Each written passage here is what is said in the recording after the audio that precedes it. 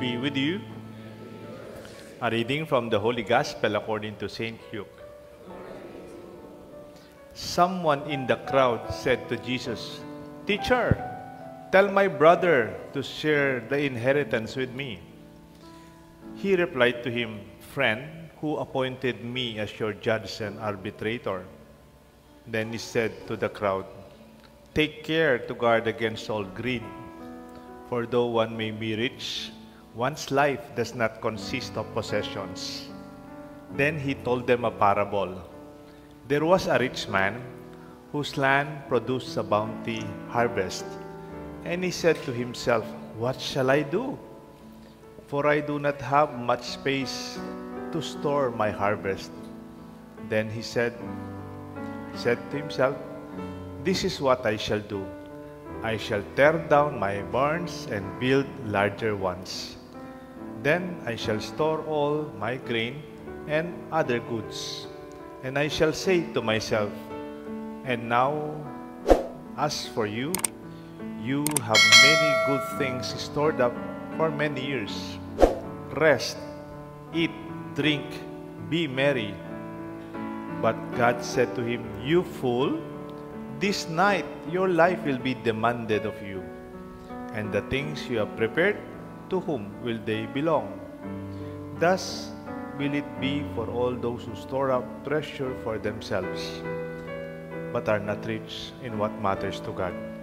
The Gospel of the Lord. Praise to you, Lord Jesus Christ.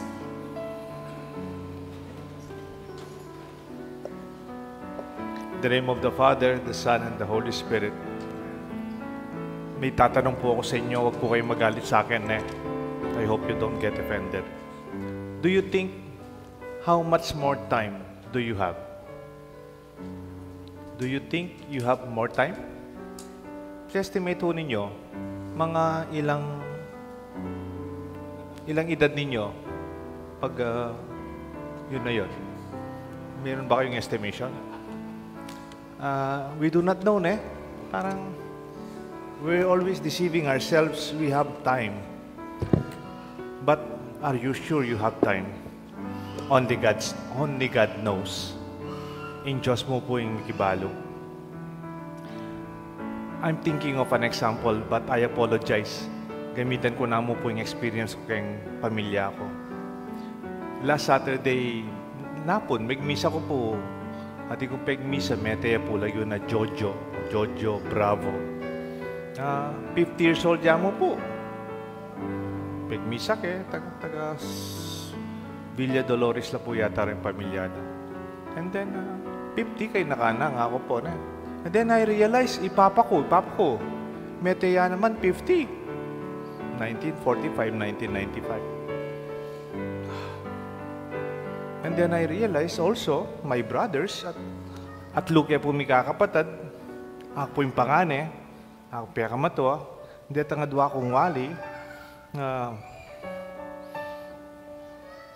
ita pong meto mag-dialysis siya for 24 years. Impiyaka masikan kaya kami, itang libutad, Ikaloy, Carlos. Ako, pangane ko po, may stroke ko pong mumuna karela. Noon ta ma-stroke ko po, 2012, Ikaloy, iya pa po yung mag-drive ka ako. Nakita na ako kay ni Sacred Heart, nakatad na ako kay taking Cardinal Santos, mag-therapy ko. Karing ka na akong doktor, pa-check up ko. Kaya po yung ka na akong taga-Saling Panulo, ang pong itang wali ko mag-dialysis. Iya pong manatad. At itang wali ko nga ito, madalas siya pong ma-hospital. So, kami nga dua, panganin po ang bunso, kami po rin masakit. Itang libutad mi Kaloy, yang peka masikan. Man po may hospital. Misan niya may hospital balo ko. Kaya pa po, chicken fox. Napita, may bulutong niya mo po. It's not life-threatening, ne po. Pero bali yun po, niya po yung mumunang mete kaya kami. 2014. He was just 43 years old. Nung nining masikan, niya po yung munang may wala. Ano po, gagayma ako. Kasi ikangasahan ko nga ako siya, pari ko mo po yung wali ko, baintaw yan naman, yang ating pamilya kaya kami. We never expect. Aneurysm po. Aneurysm. Kaya po libutad kayo ng malalam. He was not able to make it after a few hours. ba't po itang wali ko 2017, itang mag-dialysis. Ako na mo po yung mitagan. Ang poima ko. Anya po ka na ako, last April, may ka-stroke ko pong second stroke. Sabi po nitang neurologist ko, the third one will be fatal. Anyapin po po, gising ko makanyan every morning. Every gising is a blessing. Ne po. I look at my life as bonus. That's why I'm handling it so preciously with gratitude every day. Kukutang ko mo po ini kasi ting metong libro, yung title na po ling libro, Screwtape Letters. Ne po. Nanya po ita libro nga ita. It was written by C.S. Lewis. It was meant to be a satire, ne po. Ita pong C.S. Lewis, yung letter of Screwtape. Screwtape po kaya, devil, uncle, devil, elder, devil, supervisor, devil. Kasi tampaw na kana, yung lagyo na po ng paw na kana, woodworm, little devil. Di na ng training, kaya misulatan la. Di na ng training ang pang exam, yung kayang paunakan, nung mga nano yung mag-tempt tao. What is the greatest temptation? Para sigurado lang munta, impyerno rin tao. Ito po yung karalang training eh. Mag-training lang rin ang demonyo, mga nano da katali dala impyerno. So yung training da, mag-exam ya. Bali po na ano po yung discovery da. One of the most effective temptations in the letter is the subtle distraction and complacency. Tan distract ang madistract ko, ito mo yung track mo. Kaya mawala ka, malili ka, kendalan mo. And your own complacency. Isipan mo din pang oras. Ala na pala. What brings us to hell is not dramatic sin, but quiet spiritual drift. Bagya-bagya. And ako yung example, King Screwtape letters. Itang letter number 12. Isulatan na eh. Nga ng Screwtape kay kayang paunakan. Silatan is yung paunakan. Indeed, the safest road to hell is the gradual one. A gentle slope, a soft underfoot, slow drift, without sudden turnings, without milestone, and without signpost. Da ka man akwa, tension, pero ditak-ditak, you are drifting away. In short, the best temptation is not evil that looks like evil, but that evil that looks harmless. A slow, unnoticed turning away from God, and you always think you have time until there's a point of no return. Impukan ng demonyo, na nakatuksuan. Palagay mo po dati yung demonyo kaya kayo lupa yung demonyo. Yan mo, dintang yung demonyo kaya katutuksuan na ka, atin niya sagu. Kaya ba't niya katuling ka, ba't mamasok yun? Ba't atin niya sabong kaya? Kaya ba't atin niya, ano po itang kaya na? Iki wada. Atin niyang iki, yan. Palagay mo, matem ka kaya? Hali, siyempre, lundag ka. Siyempre, mulay ka, salikot ka. O kaya yung devil, datang niya po kaya kayo bilang ubingan. Balam ka na niya may tempi Eva. Kanan may ining potas. Manyaman niya ining ubas. Ay, ubas na no? Mansanas nga na. Ali po. Siyempre, tang ubingan, magsalita ye, kamulay eh. Pumakanyan. Impuntukso. Malaguya. Mabangluya. Masanting niya boses. Attractive ya. It is not something that will scare you away. That is the psychology of sin. Ditak-ditak, mo papansinan. And you always think you have time. It can even be in the form of success. Like in the gospel today. Alam niya po in the gospel, when time runs out, potangala na kang oras, finish line. Submit your paper, finish or not finish. When it comes, what it means, we're clocked by control. We think we own our time. We think we control the future. We don't. God controls our time. The span of our life, only God knows. Man pinasabi nung ninong masikan, ninong mag-exercise, ninong mag-diet. Bali po kaya kaming pare, Nino po yung pekamatwang pari ngayon ng Mabie, Pampanga. Yapong seto, mag-89 niya po. Pero yapo seto, may jogging niya, may diet siya, may exercise siya. Maybe it's his genes, but dito nga sa amin paring mas maging masikan kayo. Realizing from the gospel itself, life is borrowed and it must be returned. Ownership of our life is not an illusion that comes from life and time itself. Isip-isipan tamo, you own your life, aliman. Eman kaya katamo, it belongs to God. Potang pasublinan alata na po nga karapat. Yan ta pong July 2031, feast na po ng St. Ignatius of Loyola, San Ignacio. Nga na pong St. Ignatius, tiro na, ining expression na, holy detachment. Can you repeat that? Holy detachment. In spirituality, de pureng Jesuite ni Ken Jesuit. The ability to let go of anything that prevents us from fully loving God and serving our neighbor. Itang distract na ka, dadayo na ka kay nga pong Ginoo. Dapat makasadyakan tabiluan me. Then dako yung example na po. St. Ignatius po yung peka-patron na rin Jesuita. Kaya nga Ateneo, eskwela ng Ateneo. At yung mga balitan kanita when I was still that, Presidente na po ng Ateneo. President na ka ng Ateneo, yaka. Masanting ang pwesto na po. Pariya. And then after his term, delade po kayong Mindanao. Bigyan po principal. Kitang Jesuit school ka rin, outreach. Ito naman po, pero sa nalipo. Yan mo nga, deladya ka rin. May complain niya, may sabi niya. No, that's part of their detachment. No big deal. Why? Because that is the way of life for St. Ignatius. Think of time as something borrowed. How do you use it? Our days differently. If we knew we have to return our life soon. Potang balo mo ating kan deadline. Samasan mo. Mapapu ka rin manutang ka rin bangko. Nino po rin ating loan kayong bangko. Nino tatas den gamatyo. Pero, potang ating kan loan kayong bangko, di ba? 2 years, 3 years. Okay, yung kotse mo, balo mo, 5 years to pay. At least balo me. Balo me, panyamasan mo, manipon ka. Pagsadyan mo.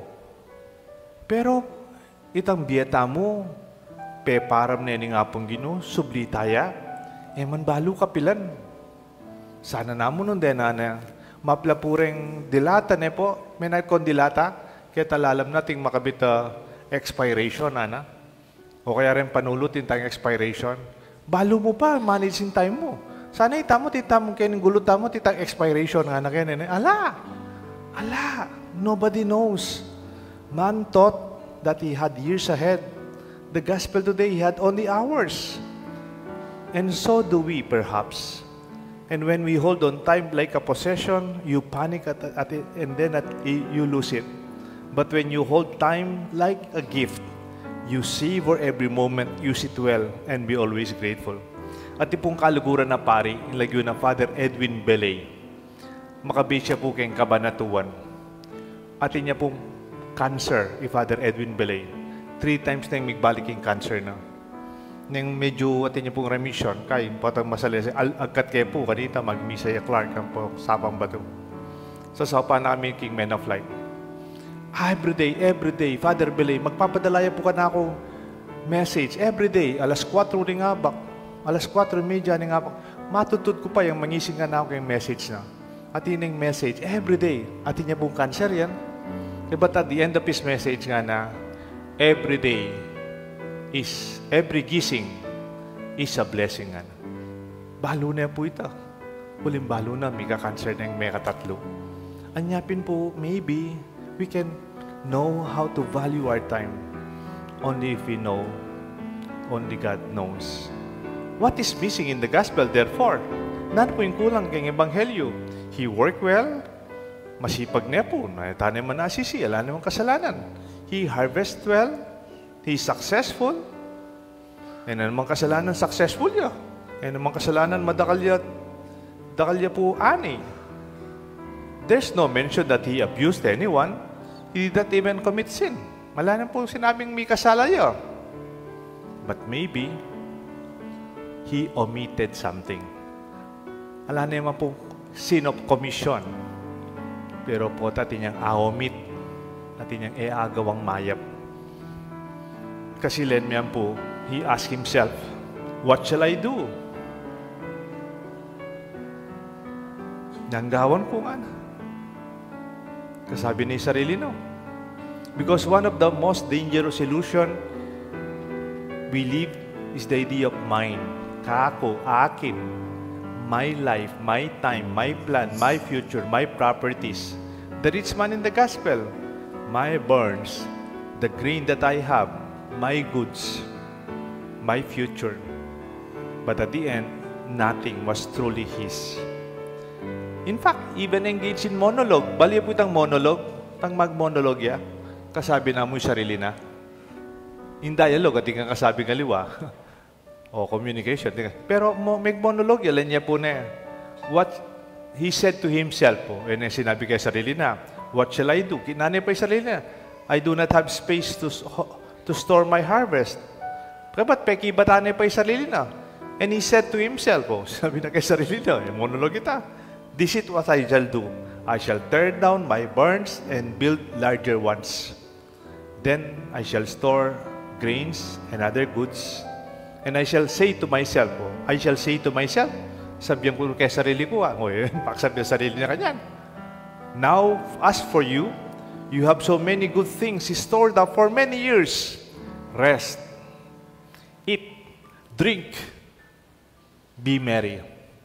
O ito mo po yung pangarap na. All about himself. O nang may kibat siya po yung apong gino. Linub niya kitang dialogue, kitang monologue. You fool, nga ni apong gino. This night, your life will be demanded of you. Len niya po itang term, demanded.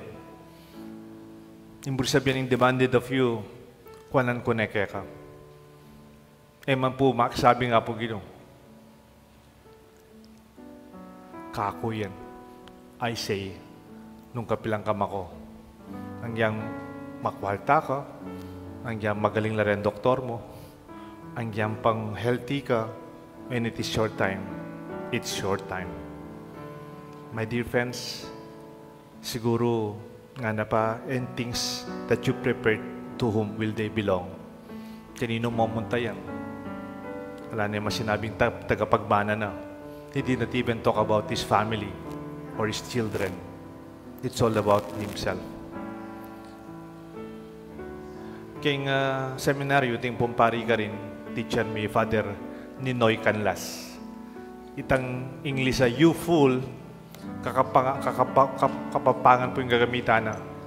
Nga na, you fool, na king English. Kaya kapampangan, mulala. Mulala nga na. Yung kaya pipagalan, numunta. Potambengi, kwanan ko na imbiemo. The gospel ends with a contrast. Earthly treasure and eternal treasure. What fades and what lasts. Nung nano'y manatili. Nung po ta ka nung marapta na kay nga pong Ginoo, He will not ask how many barns, how much grains that you have. E naman ko daw ako tang nga pong Ginoo, anti ka katagumpe, He would not ask that. But He will ask, how many people did you help? Sinawp kang kapara mong tao? Ginawa kang mayap? Yan yung gospel, Kenny. Can we ask this man? Did he share? Ano karakala pupul? Payaws no resiping ng bale? Menda kaya? Payaws no rin paunaka ng kalulo, kamag-anak ng maranok? Did he feed someone in the harvest? Aliman eh. Sana chula rin ladies of charity kanita. Bininaw ko rin, orin na itang pamilino ko rin anak, kakalulu nga na. Naman po ay aisip deta. Manaisip sumao. Nga na kaya sarili na. O hindi po kayang bottom line. O hindi po kayang ultimate. And as for you, have stored many things for many years. Nga na. Rest, eat, drink, and be merry. Mine, me, ako. Sayang. It was all wasted. At di po may itong libro, and I would like to end with it. Ano nitong libro? Doing Well and Doing Good. Sabi ko kay sarili ko nito, what's the difference? You are doing well, and you're doing good. Okay, amo po ito, di ba? But if you read through the book of Richard Newhouse, nga na, it's not the same. It's very big in their substantial difference. You can do well, bro sabihin do well, kunyari mo, do well. Ikaing peka makwaltang pamilya keti Angeles. Oh, you're doing well. Peka maragul ka negosyo keti king Angeles. You're doing well. Peka madakal ka pera king bangko. You're doing well. Pero yung kutang, are you doing good? That's different. Puta naman, may kwalta ka. Doing well. Ano man mayapin penibatan. Okay, hanggang mayapin penibatan, hanggang mo ka rin. Alang may bahag, alang may supan. Alang may kinabang other than you. O kaya kayong eskwela, nino po rin estudyante kayo ni, dahil estudyante, pwedeng biyasa ka, at ikang medal, madakal ka medal, valedictorian ka, salutatorian, pare ka 100 kayong eskwela, dakal ka medal. Ako yung mag-aral ko, yung medal ko mo, miraculous medal. Yan. So, anyway, kabisnan mo, pero do you have time to teach your brothers and sisters? Tuturo mo rin wali mo. Are you helping your classmates? Detang kaklase mong paldaksikaran na ng pamag-aral. Do you help them? Do you share? Mo naman pakop yan. Pero do you give them tips how to do it better? Potay ka mo. You are doing well, but you're not doing good. O then ako po nga duwang question kay gospel. Do you think the man in the gospel, is he doing well? Pakibatan niyo ko po. Is he doing well? Yes, he's doing well. Eh, napin balo, mga nanunong sa likod din kayang maragul ani. It's very obvious he's doing well. I have a second question. But is he doing good? I don't think he did something good. I don't think if he did something that is deserving of God's kingdom. We don't have much time. I know many among you are doing well. Go on. Do well. Sige po. Ay naman po bawal ta. But I pray and I really hope that you will also do good. Not tomorrow, not next week. Today. Kabangatin tapa pong oras. May God bless us all. The Father, the Son, and the Holy Spirit. Together, let us profess our faith. I believe in one God, the Father